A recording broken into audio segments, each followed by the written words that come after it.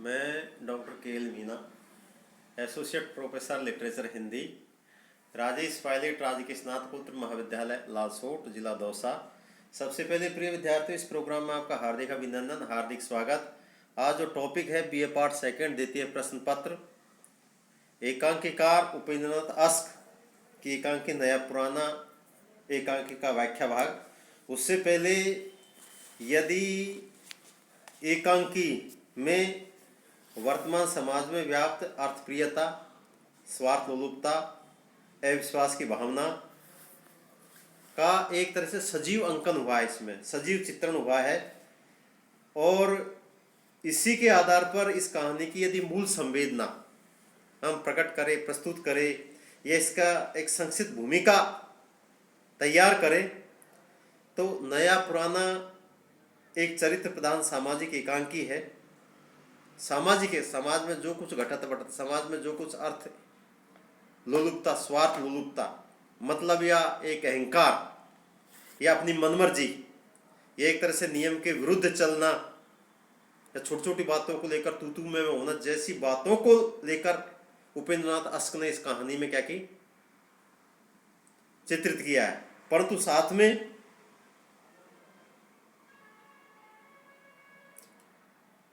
कहानी का अंत इस आदर्श के साथ किया है कि देवचंद रवि दत्त के बहुत से तर्कों के बावजूद भी अपने मन को अडिंग रखता है।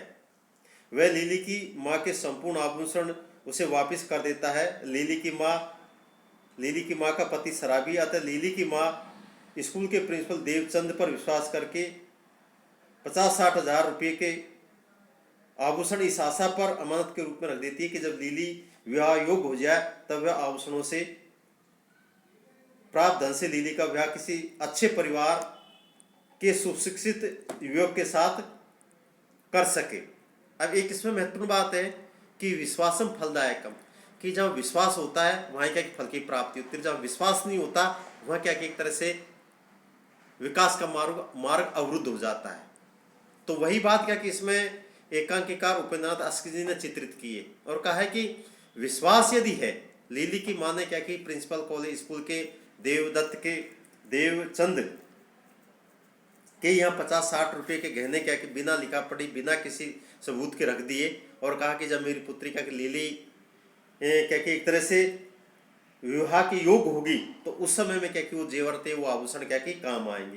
परंतु रवि दत्त क्या कि उसको बहलाता है, फुसलाता है कि गलत संदेश या गलत मार्ग या गलत विचारों को अवगत कराता है कि लिखा पढ़ी नहीं है, क्या कि मना कर दो कोई है, परंतु देवदत्त अपनी ईमानदारी पर अडिग रहता है। तो इसी बात का इसमें एक तरह से चित्रण किया गया है। एक बार उसका मित्र रविदत्त अपनी पत्नी के लिए देवदत्त से उन आभूषणों में से रानीहार मांग लेता है। बहुत दिनों बाद देवचंद उससे रानीहार वापस मांगता है, किंतु रविदत्त देने में आनाकानी कर जाता है। क्योंकि लालच, कहते हैं ना, लालच बुरी बला है, कि लालच के कारण क्या कि एक तरह से रविदत्त क्या कि मना करता नजर आता है कि मेरे पास कोई गहने नहीं है, गहने तो अभी बाद में दूंगा, वगैरह वगैरह। तब देवचंद अपनी पत्नी प्रतिमा की सहायता से रविदत्त की पत्नी से रानीहार प्राप्त कर लेता है और सभी आभूषण लिली की माँ को वापस कर देता है। कितना ईमानदारी, कितना बहादुरी का परिचय दिया है, कितनी सत्यता का परिचय दिया है कि देवचंद ने एक दिमाग से एक अच्छा काम लिया कि देवचंद ने अपनी पत्नी प्रतिमा के सहायता से, जो रविदत्त की पत्नी है, पत्नी के माध्यम से क्या कि वो एक तरह से आभूषण रानीहार क्या कि प्राप्त किया। वरना सीधे या डायरेक्ट देवचंद रविदत्त से यदि आभूषण लेता तो शायद ही क्या कि एक तरह से रविदत्त क्या कि देवचंद को क्या कि वो आभूषण नहीं दे पाता।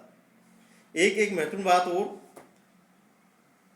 देवचंद और रविदत्त के बारे में संक्षिप्त बताया जाए कि प्रभात का समय है। देवचंद और रविदत्त आपस में मित्र है, बहुत अजीज मित्र है, और एक ही मकान में काफी समय से रह रहे हैं।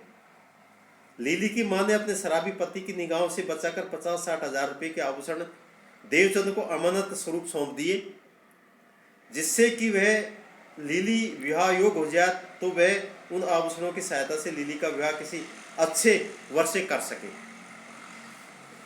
शादी के अवसर पर देवचंद ने उन आभूषणों में से रानीहार से मांग लेता है। रविदत्त की शादी को पूरे 4 महीने हो गए, लेकिन उसने रानीहार वापस नहीं किया।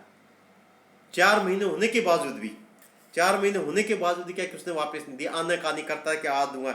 रवि दत्त के मन में बेईमानी आ जाती है।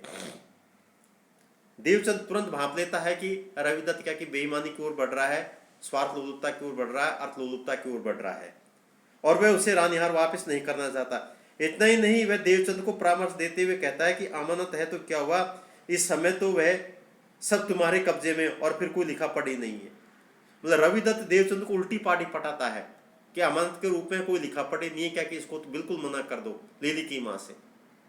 और उल्टे क्या ज्ञान देता है कि रसीद पर्चा नहीं है, गवाह सादत नहीं है, मैं कहता हूं बस पी जाओ। लेकिन देवचंद अपनी ईमानदारी और सत्यनिष्ठा पर क्या की अडिंग रहता है।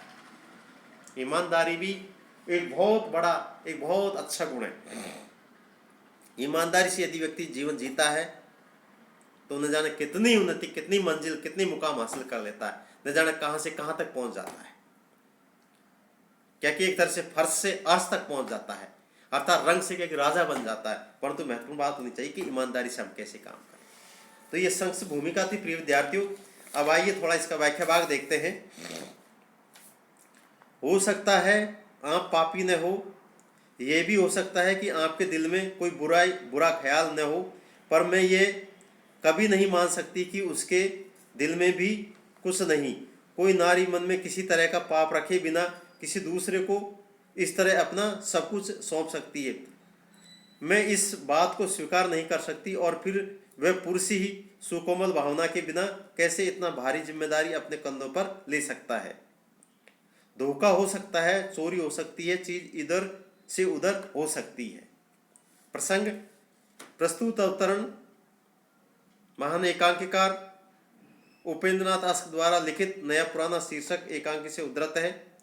लिली की मां अपने शराबी पति के वैसे अपने आभूषण अमानत स्वरूप प्राइवेट स्कूल के प्रिंसिपल देवचंद को सौंप देती है, जिससे कि वे लिली का विवाह करने के लिए काम आ सके। लेकिन देवचंद की पत्नी प्रतिमा उन दोनों पर चारित्रिक दृष्टि से संदेह करती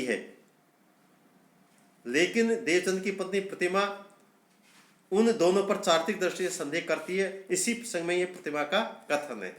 व्याख्या। प्रतिमा अपने पति देवचंद से कहती है कि यह संभव है कि आपके मन में लिली की मां के प्रति कोई बुरी भावना नहीं है, आपके हृदय में कोई बुरा विचार नहीं, किंतु मैं यह अवश्य मानती हूं कि लिली की मां के मन में आपके प्रति अवश्य ही कोई पापपूर्ण भावना है, कोई बुरा विचार निश्चय ही पल रहा है। अंततः कोई औरत दूसरे पुरुष पर इतना विश्वास नहीं कर सकती कि वह अपना सब कुछ अर्थात अपने 50-60 हजार के सारे आभूषण अमानत या धरोहर के रूप में कैसे उसे सौंप सकती है। साथ ही वह कहती है कि मैं यह भी नहीं मानती हूँ कि आप पूर्णतः निर्दोष है, क्योंकि मैं ये मानती हूँ कि आपके मन में भी लिली की मां के प्रति कोई न कोई कोमल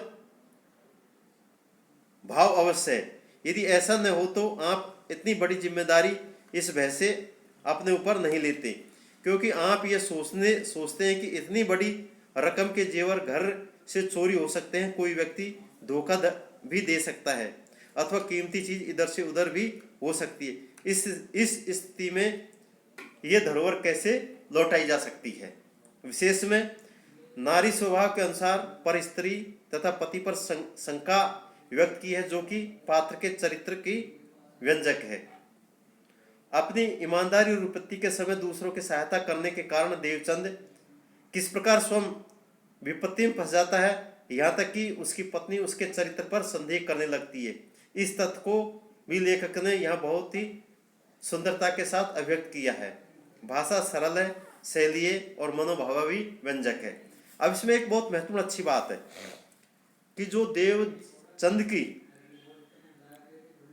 पत्नी प्रतिमा है, वो अपने पति देवचंद से ये कहती है कि मैं मानती हूं कि आप में कोई बुराई नहीं है, कोई धोखाधड़ी नहीं है, कोई किसी प्रकार का भेदभाव, छल कपट, ईर्ष्या, वैमनस्य का भाव नहीं है। परंतु प्रश्न ये उठता है कि कोई पर स्त्री आप पर या किसी पर पुरुष पर क्या कि बिना अमानत, बिना सबूत, बिना उसके कैसे क्या कि इतने 50-60 हजार रुपए के क्या गहने एक अमानत के रूप में रख सकती, और अपनी बच्ची की शादी या अपने किसी विपत्ति के समय काम आ सके इसलिए क्या कि उसने अमानत के रूप में रखा है।